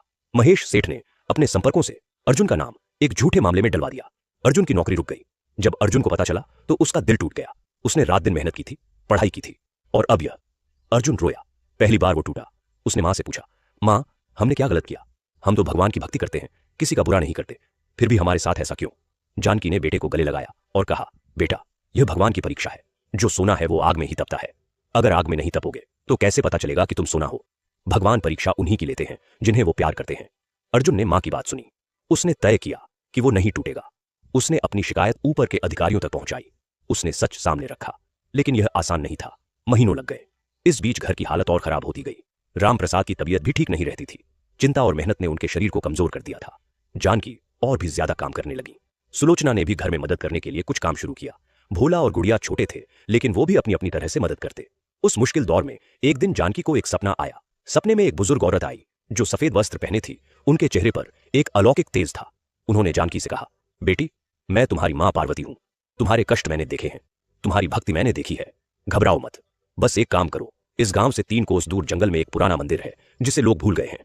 वहां जाओ, उस मंदिर की सफाई करो, वहां के शिवलिंग की पूजा करो और 21 दिन तक वहां जाकर आराधना करो। मैं और शिव तुम्हारे साथ हैं। जानकी की आंखें खुली। सुबह हुई। उन्होंने रामप्रसाद को सपना बताया। रामप्रसाद ने कहा, यह भगवान का संदेश है, हमें जरूर जाना चाहिए। उस दिन पूरा परिवार उस जंगल की ओर चला। 3 कोस का रास्ता था। घना जंगल था। रास्ता कठिन था, लेकिन सबने मिलकर चलना जारी रखा। और सच में उस जंगल में एक पुराना मंदिर था। मंदिर के चारों ओर झाड़ियां उग आई थीं, दीवारें टूट रही थीं, अंदर मकड़ी के जाले थे। लेकिन मंदिर के बीच में एक शिवलिंग था जो अभी भी अपनी जगह पर था। उस शिवलिंग को देखकर पूरे परिवार का मन भर आया। जानकी ने आगे बढ़कर शिवलिंग पर हाथ रखा और कहा, भगवान, हम आ गए। माफ करना कि इतने दिन कोई नहीं आया। हम आएंगे, रोज आएंगे। पूरे परिवार ने मिलकर मंदिर की सफाई की, झाड़ियां काटी, जाले साफ किए, फर्श धोया। अर्जुन और भोला ने दीवारें ठीक की। सुलोचना और गुड़िया ने फूल इकट्ठा किए जंगल से। जानकी ने पूजा की। उस दिन उस पुराने मंदिर में एक नई जिंदगी आई। 21 दिन का सिलसिला शुरू हुआ। रोज सुबह 3 कोस चलकर जाना, पूजा करना, आराधना करना और वापस आना। कभी कभी बारिश में जाना, कभी धूप में, कभी ठंड में, लेकिन एक दिन भी नहीं छोड़ा। हर दिन कुछ न कुछ बदलता जा रहा था। छठे दिन अर्जुन के मामले में एक सफलता मिली। एक अधिकारी ने उसकी बात सुनी और कहा कि जांच होगी। 10वें दिन रामप्रसाद की तबीयत में सुधार आने लगा। 15वें दिन एक बड़ी बात हुई। महेश सेठ के घर में आग लग गई। उसकी दुकान जल गई, सारा सामान राख हो गया। लोगों ने कहा यह उसके पापों का फल है। महेश सेठ का घमंड टूट गया, उसे अपनी गलतियां दिखने लगीं। 21वें दिन जब पूरा परिवार पूजा करके घर लौट रहा था तो रास्ते में उन्हें एक बुजुर्ग महिला मिली जो अकेली बैठी थी। उनके पैर में चोट थी और वो चल नहीं पा रही थी। रामप्रसाद ने तुरंत उनकी मदद की। अर्जुन ने उन्हें अपनी पीठ पर बैठाया और गांव तक लाया। घर पर जानकी ने उनकी पट्टी बांधी, खाना खिलाया। उन बुजुर्ग महिला ने कहा, बेटा भगवान तुम्हारा भला करेंगे, तुम जैसे लोग कम ही होते हैं। वो महिला कुछ देर रुकी और चली गई, लेकिन जाते जाते उन्होंने एक बात कही जो रामप्रसाद और जानकी कभी नहीं भूले। उन्होंने कहा, जो देता है भगवान उसे 100 गुना करके देते हैं, यह सृष्टि का नियम है। उसके बाद जो हुआ वो सबने देखा। अर्जुन की नौकरी का रास्ता साफ हो गया, उसे सरकारी नौकरी मिल गई। रामप्रसाद पूरी तरह स्वस्थ हो गए। महेश सेठ ने खुद आकर माफी मांगी और जो जमीन उसने हड़पी थी वो वापस कर दी। गांव में रामप्रसाद के परिवार की बड़ी इज्जत हुई। वो जंगल का पुराना मंदिर फिर से बन गया। रामप्रसाद ने अपने पास जो कुछ था उससे मंदिर की मरम्मत करवाई। पूरा गांव उस मंदिर में आने लगा और जानकी हर सोमवार उस मंदिर में जाती रही। अपनी मां पार्वती को याद करती रही, भगवान शिव का नाम लेती रही, क्योंकि उन्हें पता था कि जब भगवान ने सबसे कठिन समय में साथ दिया तो अच्छे समय में उन्हें कभी नहीं भूलना चाहिए। उनके बच्चों ने यह सीख अपने मन में बैठा ली और आगे अपने बच्चों को भी दी। यह कथा देवनगर में आज भी सुनाई जाती है। जब कोई मुसीबत में होता है तो लोग कहते हैं जानकी मां की तरह भक्ति करो, भगवान जरूर सुनेंगे। उस देवनगर की कथा आगे भी चलती रही। जानकी मां की भक्ति का प्रकाश धीरे धीरे पूरे गांव में फैल गया था। अब वो अकेली नहीं थी उस जंगल के मंदिर में जाने वाली। गांव की और भी औरतें, बुजुर्ग, जवान सब उनके साथ जाने लगे थे। हर सोमवार एक छोटा सा जुलूस निकलता था देवनगर से उस जंगल के मंदिर की ओर। आगे आगे जानकी होती थी, जिनके हाथ में फूलों की थाली होती थी और होठों पर ओम नमः शिवाय का जाप। पीछे पीछे गांव के लोग। जब वो जंगल से गुजरते थे तो पक्षी भी जैसे उनके साथ गाते थे। पेड़ों की पत्तियां हिलती थीं जैसे भगवान स्वागत कर रहे हों। उस मंदिर में अब एक नई रौनक थी। अर्जुन ने मंदिर की मरम्मत करवाई थी। नई दीवारें बनी थीं, फर्श पर संगमरमर बिछाया गया था। मंदिर के बाहर एक छोटा सा बगीचा बनाया गया था जिसमें बेलपत्र के पेड़ लगाए गए थे, धतूरे के पौधे थे और रंग बिरंगे फूल थे जो भगवान को चढ़ाने के लिए उगाए गए थे। शिवलिंग के ऊपर एक सुंदर छत्र लगाया गया था और उसके चारों ओर दीपमाला जलती रहती थी। उस मंदिर का नाम रखा गया था भोलेनाथ धाम। लेकिन इस सब खुशी के बीच एक बात थी जो जानकी के मन को कभी कभी बेचैन कर देती थी। वो बात थी सुलोचना की। सुलोचना उनकी बड़ी बेटी थी, 16 साल की, सुंदर, सुशील, भगवान की भक्त। लेकिन सुलोचना के जीवन में एक कष्ट था जो उसने किसी को नहीं बताया था, केवल भगवान शिव और माता पार्वती को बताया था। सुलोचना बचपन से ही माता पार्वती की परम भक्त थी। जब से उसने होश संभाला था तब से उसने माता पार्वती को ही अपनी मां माना था, अपनी सखी माना था, अपना सब कुछ माना था। वो माता पार्वती की कथाएं सुनती थी और उनमें खो जाती थी। एक बार जब वो बहुत छोटी थी तो उसने मां जानकी से पूछा था कि माता पार्वती कैसी हैं। जानकी ने उसे माता पार्वती की कथा सुनाई थी, कैसे माता पार्वती हिमालय की पुत्री है, कैसे उन्होंने भगवान शिव को पाने के लिए कठोर तपस्या की, कैसे उन्होंने सर्दी, गर्मी, बरसात सब सहा, कैसे उन्होंने अपना सब कुछ त्याग दिया भगवान शिव की प्राप्ति के लिए। वो कथा सुनकर सुलोचना की आंखें भर आई थीं। उसने कहा था, मां, माता पार्वती कितनी महान है, उनकी भक्ति कितनी गहरी है, काश मैं भी उनकी तरह बन सकती। जानकी ने उसे गले लगाया था और कहा था, बेटी तुम माता पार्वती की भक्त हो, यही काफी है। वो अपनी भक्तों को हमेशा देखती है।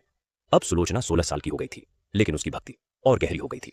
वो हर सोमवार व्रत रखती थी, शुक्रवार को माता पार्वती का व्रत रखती थी, रोज सुबह उठकर माता की पूजा करती थी, उनके लिए फूल लाती थी। लेकिन उसके जीवन में एक दुख था। वो दुख यह था कि उसकी एक सहेली थी जिसका नाम था रेखा, और रेखा बहुत अमीर घर की लड़की थी। रेखा के पिता गांव के पटवारी थे। रेखा को सब कुछ मिलता था, अच्छे कपड़े, अच्छा खाना, पढ़ाई के लिए शहर जाने का मौका। लेकिन रेखा ने एक दिन सुलोचना से बड़ी कठोर बात कह दी। वो बोली, सुलोचना तुम गरीब हो, तुम्हारी शादी कहां होगी, कौन करेगा तुमसे शादी, तुम्हारे पिता के पास क्या है देने को। सुलोचना का मन रो पड़ा। वो घर आई और माता पार्वती के सामने बैठकर रोने लगी। उसने कहा, मां, मैंने जिंदगी में कभी किसी का बुरा नहीं किया, मैं आपकी भक्त हूं, तो फिर मुझे यह सुनना क्यों पड़ा। माता आप ही बताओ मेरे जीवन में क्या होगा। रोते रोते सुलोचना की आंखें लग गईं और तभी कुछ हुआ। एक अजीब सी खुशबू आई, कमरे में एक सुनहरा प्रकाश हुआ और सुलोचना को लगा जैसे कोई उसके पास बैठा है। उसने आंखें खोली तो देखा कि एक सुंदर स्त्री उसके सामने बैठी है। उनकी आंखें करुणा से भरी थीं, चेहरे पर ऐसी ममता थी जो सुलोचना ने आज तक नहीं देखी थी।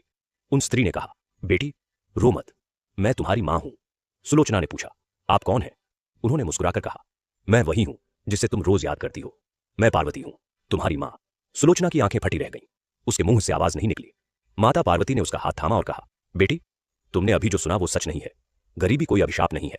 जो सच्चा और नेक है, जो भगवान का भक्त है, उसका जीवन हमेशा सुंदर होता है। तुम्हारे जीवन में जो होना है वो बहुत अच्छा होगा, बस धैर्य रखो। और एक बात याद रखो, जो मेरी भक्त है उसे मैं कभी अकेला नहीं छोड़ती।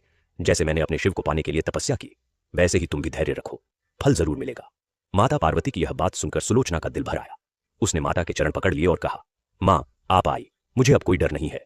माता पार्वती ने उसके सिर पर हाथ रखा और फिर वो प्रकाश धीरे धीरे कम हो गया और माता चली गई। लेकिन कमरे में वो खुशबू बहुत देर तक रही, जैसे माता का आशीर्वाद वहां रुका हो। सुलोचना ने यह बात किसी को नहीं बताई, केवल अपने दिल में रखी। उसकी भक्ति और गहरी हो गई। उसके चेहरे पर एक नूर आ गया जो पहले नहीं था। जानकी ने देखा और सोचा कि यह भगवान की कृपा है। उन्हें क्या पता था कि उनकी बेटी पर माता पार्वती की साक्षात कृपा हुई है। उन दिनों देवनगर में एक नई बात हुई। पास के शहर से एक परिवार आया जो देवनगर में रहने लगा। उस परिवार में एक जवान लड़का था जिसका नाम था शिव कुमार। शिव कुमार का नाम सुनकर ही जानकी को लगा था कि यह नाम अच्छा है, भगवान शिव का नाम है इसमें। शिव कुमार एक पढ़ा लिखा और शांत स्वभाव का लड़का था। उसके पिता एक सेवानिवृत्त शिक्षक थे और माँ बहुत धार्मिक थीं। शिव कुमार नई नौकरी के लिए शहर जाता था, लेकिन रहने के लिए देवनगर आ गया था क्योंकि उसकी माँ को शहर की भीड़भाड़ पसंद नहीं थी। शिव कुमार एक दिन उस जंगल के मंदिर में आया। वो भगवान शिव का भक्त था। उसने मंदिर में दर्शन किए और वहीं बैठकर ध्यान करने लगा। उसी समय सुलोचना भी वहां आई थी। दोनों की नजरें मिली। सुलोचना ने आगे बढ़कर पूजा की और चली गई। शिव कुमार ने उसे देखा और उसके मन में एक अजीब सी शांति आई, जैसे कुछ परिचित हो। वो किस बात का परिचय था शिव कुमार को नहीं पता था, लेकिन भगवान को पता था। धीरे धीरे गांव में दोनों परिवारों की जान पहचान हुई। शिव कुमार के माता पिता एक दिन रामप्रसाद के घर आए। जानकी ने उनका स्वागत किया, बातें हुई। शिव कुमार की मां ने जानकी को देखा और सोचा, कितनी अच्छी औरत है यह, इसके घर की बहू अगर इसी जैसी हो तो जिंदगी धन्य हो जाए। उन्होंने अपने मन में सुलोचना को देखा था। उसकी शांति, उसकी भक्ति, उसका सरल स्वभाव, सब कुछ उन्हें पसंद आया था। उन्होंने घर आकर शिव कुमार से बात की। शिव कुमार चुप रहा। उसने कहा, मां जो आपको ठीक लगे। मां ने पूछा, तुम्हें कैसी लगी सुलोचना? शिव कुमार ने थोड़ी देर सोचकर कहा, मां उसमें कुछ अलग है, मैं नहीं जानता क्या, लेकिन जब उसे देखता हूं तो एक शांति मिलती है, जैसे मंदिर में जाकर मिलती है। मां मुस्कुराई। उन्होंने कहा, बेटा यही तो भगवान का संकेत है। रिश्ते की बात हुई। रामप्रसाद और जानकी ने जब सुना तो दोनों की आंखें भर आईं। जानकी ने भगवान का शुक्र अदा किया। उन्हें याद आई माता पार्वती की वो बात जो उनकी बेटी ने बाद में उन्हें बताई थी। माता ने कहा था कि तुम्हारे जीवन में जो होना है वो बहुत अच्छा होगा। सुलोचना को जब पता चला तो वो सीधे मंदिर गई। माता पार्वती की मूर्ति के सामने खड़ी हुई और बोली, मां आपने कहा था कि अच्छा होगा, आप सच कह रही थीं। धन्यवाद मां। उसकी आंखों से खुशी के आंसू बहने लगे। रिश्ता तय हो गया। शादी की तैयारियां होने लगी। उस समय एक और बात हुई जो बहुत ध्यान देने वाली थी। महेश सेठ, जिसने कभी रामप्रसाद के परिवार को इतनी तकलीफ दी थी, वो बदल गया था। उसके घर में जो आग लगी थी उसने उसे झकझोर कर रख दिया था। उसने अपने किए पर पछतावा किया था और अब वो एक बदला हुआ इंसान था। उसने शादी की तैयारी में रामप्रसाद की बहुत मदद की। उसने कहा, भाई मेरी गलतियों की थोड़ी भरपाई होने दो। रामप्रसाद ने उसे गले लगाया। उन्होंने कहा, भाई तुम बदल गए हो, यही काफी है। भगवान ने तुम्हें समझाया, यह उनकी कृपा है। शादी बड़ी धूमधाम से हुई। पूरा गांव आया। जंगल के मंदिर में विशेष पूजा हुई। भगवान शिव और माता पार्वती को साक्षी मानकर शादी हुई। सुलोचना की आंखें पूरी शादी में भरी रहीं, लेकिन खुशी के आंसू थे वो। विदाई के समय जानकी ने सुलोचना को गले लगाया और कहा, बेटी माता पार्वती की भक्ति कभी मत छोड़ना। जैसे माता ने शिव को पाने के लिए सब सहा और अंत में सफलता मिली, वैसे ही तुम भी हर मुश्किल में भगवान का नाम लेना। सुलोचना ने मां के पैर छुए और कहा, मां आपकी बात हमेशा याद रहेगी। शिव कुमार के घर में सुलोचना का जीवन बहुत अच्छा था। शिव कुमार बहुत प्रेम करता था उससे। सास बहुत अच्छी थी, लेकिन शादी के 1 साल बाद एक बड़ी मुश्किल आई। शिव कुमार की नौकरी चली गई, कंपनी बंद हो गई, घर में पैसों की तंगी हो गई। शिव कुमार घबरा गया। वो उदास रहने लगा। सुलोचना ने देखा और मन में दुखी हुई, लेकिन उसने हिम्मत नहीं हारी। उसने माता पार्वती की भक्ति और तेज कर दी। उसने एक 16 सोमवार का व्रत रखा। रोज माता का ध्यान करती, भगवान शिव का अभिषेक करती। एक दिन शिव कुमार से बोली, सुनो हम दोनों मिलकर कुछ करते हैं। शिव कुमार ने पूछा, क्या करें? सुलोचना ने कहा, मेरी मां बहुत अच्छे कपड़े बुनती हैं, मुझे भी आता है, हम कपड़े बुनकर बेचते हैं। शिव कुमार ने कहा, इसमें ज्यादा पैसे नहीं मिलते। सुलोचना ने कहा, शुरुआत तो होगी, भगवान बाकी देखेंगे। दोनों ने मिलकर काम शुरू किया। सुलोचना कपड़े बुनती, शिव कुमार उन्हें बाजार में बेचता। धीरे धीरे काम चल निकला। उनके कपड़ों की बड़ी मांग हो गई। लोगों को उनके कपड़ों का रंग और बुनावट बहुत पसंद आती थी। एक दिन शहर से एक बड़े व्यापारी का दूत आया। उसने कहा कि उनके बनाए कपड़े शहर की बड़ी दुकान में बेचे जाएंगे। यह एक बड़ा मौका था। शिव कुमार और सुलोचना ने मेहनत बढ़ा दी। काम बड़ा हो गया, आय बढ़ी, घर में खुशहाली आई। सुलोचना ने उस दिन मंदिर में जाकर माता पार्वती को फूल चढ़ाए और कहा, मां आपकी कृपा से यह हुआ, आपका धन्यवाद। उधर देवनगर में भोला भी बड़ा हो रहा था। भोला जो बचपन में शरारती था, अब एक जिम्मेदार युवक बन गया था। उसने अपने पिता रामप्रसाद के साथ खेती संभाली। वो भगवान का भक्त था और मेहनती भी था। उसने नई तकनीक से खेती सीखी। पहले जहां थोड़ा अनाज होता था, वहां अब बहुत अनाज होने लगा। भोला का नाम गांव में अच्छा हो गया। गांव के लोग उसकी मदद लेने आते थे। भोला खुशी से सबकी मदद करता। रामप्रसाद उसे देखते और मन ही मन भगवान का शुक्र करते। कन्हैया जो सबसे छोटा था, वो अब पढ़ाई में बहुत आगे था। उसने स्कूल में हमेशा अच्छे नंबर लिए। गांव के शिक्षक कहते थे कि यह लड़का एक दिन बहुत बड़ा आदमी बनेगा। कन्हैया सीधा साधा था, घमंड बिल्कुल नहीं था। वो भी मां की तरह भगवान का नाम लेता था। उसकी एक खास बात थी, वो जब भी किसी मुश्किल में होता तो शांत हो जाता, आंखें बंद करता और मन ही मन भगवान से बात करता। फिर कोई न कोई रास्ता मिल जाता। इस तरह देवनगर का वो परिवार जो कभी सबसे ज्यादा मुसीबत में था, धीरे धीरे सबसे सुखी परिवार बन गया। लेकिन उनकी सुख की कहानी यहां खत्म नहीं हुई। असल कहानी तो अभी शुरू होनी थी। एक दिन जानकी के जीवन में एक बड़ी घटना हुई जो उन्हें सीधे भगवान शिव और माता पार्वती की कृपा तक ले गई। वो घटना इस प्रकार थी। उस साल देवनगर में एक अजीब बात हुई। गांव के पास जो शिवगंगा नदी थी वो अचानक सूखने लगी। यह बात सबके लिए चिंता की थी, क्योंकि पूरे गांव की खेती उस नदी के पानी पर निर्भर थी। लोगों ने देखा कि पानी का स्तर रोज रोज कम होता जा रहा है। गांव के बुजुर्गों ने कहा कि उन्होंने अपनी जिंदगी में ऐसा कभी नहीं देखा था। सब परेशान हो गए। खेत सूखने लगे, पशुओं को पानी नहीं मिल रहा था, घरों में पानी की किल्लत होने लगी। लोगों ने बहुत उपाय किए, कुएं खोदे, लेकिन पानी नहीं निकला। पास के दूसरे गांव से पानी लाने की कोशिश हुई, लेकिन वो भी काफी नहीं था। सबको लगा जैसे भगवान ने मुंह फेर लिया हो। उस समय जानकी ने कुछ किया जो उनके स्वभाव के अनुरूप था। उन्होंने घर में एक बड़ा यज्ञ करने का निश्चय किया। उन्होंने पूरे गांव को इकट्ठा किया और कहा, भाइयों और बहनों, हम अकेले अकेले घर में बैठकर चिंता करने से कुछ नहीं होगा। हम सब मिलकर भगवान से प्रार्थना करते हैं, भगवान जरूर सुनेंगे। गांव के कुछ लोगों ने कहा, जानकी भाभी, इससे क्या होगा, पानी कैसे आएगा? जानकी ने कहा, भाई, जब भगवान पर भरोसा है तो सब हो सकता है।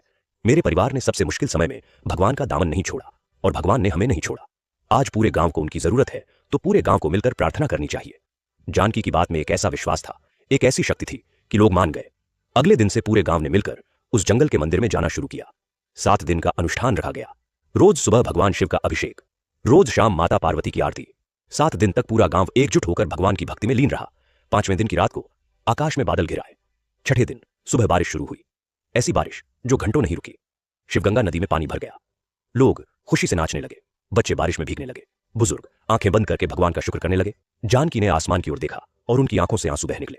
वो बोली, भगवान, आपने फिर सुन लिया, आपने पूरे गांव की सुन ली। उस दिन के बाद देवनगर में जानकी और उनके परिवार की इज्जत और बढ़ गई। लोग कहते थे कि जानकी मां के घर में भगवान का वास है, उनकी प्रार्थना जरूर सुनी जाती है। लेकिन जानकी हमेशा कहती थी, मेरे में कुछ नहीं है भाई, सब भगवान शिव और माता पार्वती की कृपा है। जो सच्चे मन से उन्हें पुकारता है वो जरूर सुनते हैं। इस बात को पूरा गांव मानने लगा था। उस भोलेनाथ धाम मंदिर में अब हर रोज पूजा होती थी। लोग दूर दूर से आते थे। मंदिर की महिमा फैलने लगी। एक दिन उस मंदिर में एक बड़ी घटना हुई जिसने सबको हैरान कर दिया। उस दिन सोमवार था। जानकी और कई गांव वाले पूजा करने आए थे। पूजा हो रही थी, भजन गाए जा रहे थे, जब अचानक मंदिर के शिवलिंग से एक सुगंधित जल की धारा निकलने लगी। किसी ने उसे डाला नहीं था, वो खुद निकल रही थी। सबने देखा और हैरान रह गए। यह जल इतना सुगंधित था कि पूरे मंदिर में एक दिव्य खुशबू फैल गई। पंडित जी ने कहा, यह भगवान का चमत्कार है, यह दिव्य जल है। जानकी ने हाथ जोड़े और आंसुओं के साथ भगवान को प्रणाम किया। उस दिव्य जल को लोगों ने प्रसाद के रूप में ग्रहण किया। जिन लोगों ने वो जल पिया उन्हें एक अलग ही शांति का अनुभव हुआ। यह खबर पूरे इलाके में फैल गई। भोलेनाथ धाम की महिमा और बढ़ गई। दूर दूर से लोग आने लगे। यह सब देखकर रामप्रसाद और जानकी के मन में एक विचार आया। उन्होंने सोचा कि इस मंदिर को और बड़ा बनाया जाए। यहां एक धर्मशाला बनाई जाए जहां दूर से आने वाले भक्त रुक सके। एक भोजनशाला बनाई जाए जहां सबको मुफ्त खाना मिले। अर्जुन और शिवकुमार ने इस काम में बड़ा योगदान दिया। महेश सेठ ने भी अपनी तरफ से बड़ी मदद की। यह उसके पापों का प्रायश्चित था और वो दिल से इस काम में लगा था। धीरे धीरे भोलेनाथ धाम एक बड़ा तीर्थ स्थान बन गया। हजारों लोग आने लगे। उस जंगल में जहां पहले केवल जंगली जानवरों की आवाजें आती थीं, अब भजन कीर्तन की आवाजें गूंजती थीं।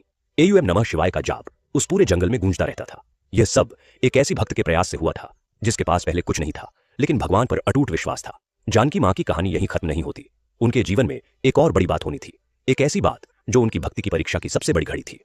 एक दिन जानकी के बेटे कन्हैया को शहर में पढ़ाई के दौरान एक दुर्घटना हो गई। वो एक सड़क दुर्घटना में बुरी तरह घायल हो गया। उसके सिर में गहरी चोट आई थी। अस्पताल ले जाया गया। डॉक्टरों ने कहा कि हालत बहुत गंभीर है, ऑपरेशन होगा, लेकिन कोई गारंटी नहीं दे सकते। यह खबर सुनकर जानकी जैसे पत्थर हो गई। उनका सबसे छोटा बेटा, उनका लाडला कन्हैया, जो उनकी जिंदगी की धूप था, उन्हें रोना भी नहीं आया। वो बस हाथ जोड़कर खड़ी हो गई। उन्होंने भगवान शिव को याद किया और कहा, भगवान, आप लेने का अधिकार रखते हैं, आपने दिया था, लेकिन हे भोलेनाथ, यह आपका भक्त है, इसे आप खुद जानते हो, जो आपकी इच्छा। पूरा परिवार शहर गया। रात भर अस्पताल में बैठे रहे। अर्जुन रो रहा था। रामप्रसाद की आंखें भर आई थीं। सुलोचना और शिवकुमार भी थे। सब बेचैन थे, लेकिन जानकी शांत थी। वो बस भगवान का नाम जपती रहीं। उस रात एक ऐसी घटना हुई जो उन्हें और उनके परिवार को जिंदगी भर याद रही।